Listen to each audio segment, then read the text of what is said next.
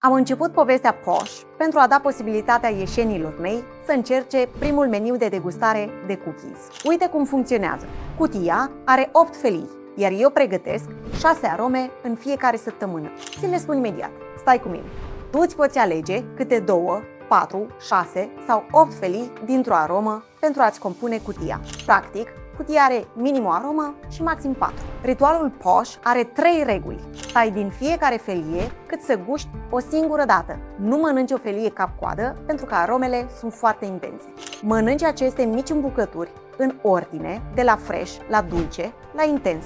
Asta e ordinea corectă. Mango și tonka, pistic și sneură, caramel sărat și alune de pădure caramelizate, turtă dulce și biscuiți lotus, ciocolată neagră și vișine și ulei de măsline, iar ultima, pentru că e hardcore, cafea și mascarpone. 3. Păstrezi cutia la frigider, dar o scoți cu 30-40 de minute înainte să deguști.